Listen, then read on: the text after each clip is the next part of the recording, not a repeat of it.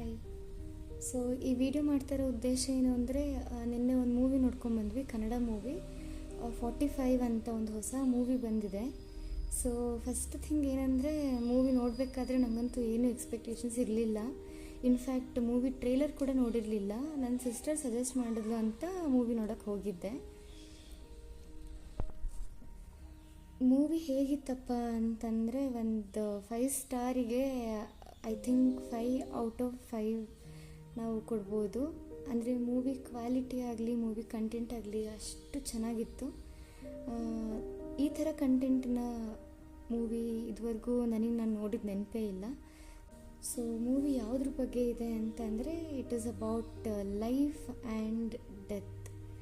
So Garuda ಪುರಾಣದಲ್ಲಿ ಏನೇನು ಉಲ್ಲೇಖ ಮಾಡಿದ್ದಾರೆ ಅದನ್ನು ಪಿಕ್ಟೋರಿಯಲ್ ರೂಪದಲ್ಲಿ ಇಲ್ಲಿ ತೋರಿಸಿದ್ದಾರೆ. ಒಂದು ಸಾಮಾನ್ಯ ಜನಗಳಿಗೆ ಜೀವನ ಎಷ್ಟು ಅಮೂಲ್ಯವಾದದ್ದು, ಹಾಗೆ ನಾವು ಜೀವನ ಮಾಡಬೇಕಾದ್ರೆ ಎಷ್ಟು ಪ್ರಿಪೇರ್ ಆಗಿರ್ತೀವೋ ಅದೇ ಥರ preparation for our accepting death ಆಗಿರ್ಬೋದು, ಅಥವಾ ನಾವು ಮಾಡೋ ಕರ್ಮಗಳು, ಒಳ್ಳೆ ಕರ್ಮ ಕೆಟ್ಟ ಕರ್ಮ, ಅದೆಲ್ಲ ಸಾಮಾನ್ಯ ಜನಗಳಿಗೆ ತುಂಬ ಚೆನ್ನಾಗಿ ಅರ್ಥ ಆಗೋ ಥರ ಮೂವಿ ಮಾಡಿದ್ದಾರೆ. ನನ್ನನ್ನು ಕೇಳಿದ್ರೆ ಪ್ರತಿಯೊಬ್ಬರು ನೋಡಲೇಬೇಕಾಗಿರೋಂಥ ಮೂವಿ ಇದು. ಇನ್ನು ಆ್ಯಕ್ಟಿಂಗ್ ಅಂತ ಬಂದರೆ ಎಕ್ಸಲೆಂಟ್ ಆ್ಯಕ್ಟಿಂಗ್ ಅಂತ ಹೇಳ್ಬೋದು. ಉಪೇಂದ್ರ ಸರ್ ಆಗಿರ್ಬೋದು, ಶಿವರಾಜ್ ಕುಮಾರ್ ಸರ್ ಆಗಿರ್ಬೋದು, ರಾಜ್ ಬಿ ಶೆಟ್ಟಿ ಸರ್ ಆಗಿರ್ಬೋದು, ತುಂಬ ಚೆನ್ನಾಗಿ ಆ್ಯಕ್ಟಿಂಗ್ ಮಾಡಿದ್ದಾರೆ. ಸೊ ಪ್ರತಿಯೊಬ್ಬರು ಜೀವನದಲ್ಲಿ ಒಂದು ತುಂಬ ಒಳ್ಳೆ ಮೆಸೇಜ್ ಕೊಟ್ಟಿದ್ದಾರೆ. ಒಂದು ಮೆಸೇಜ್ ಅನ್ನೋದಕ್ಕಿಂತ ತುಂಬ ಮೆಸೇಜ್ಗಳನ್ನ ಕೊಟ್ಟಿದ್ದಾರೆ ಅಂತ ಹೇಳ್ತೀನಿ.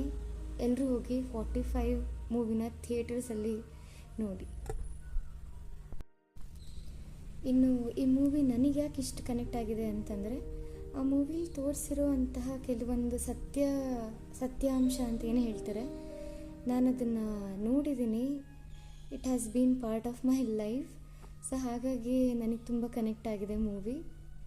ಆ್ಯಂಡ್ ಪ್ರತಿಯೊಬ್ಬರು ತಿಳ್ಕೊಳ್ಬೇಕಾಗಿರೋ ಅಂಥ ವಿಷಯಗಳು ಇದು.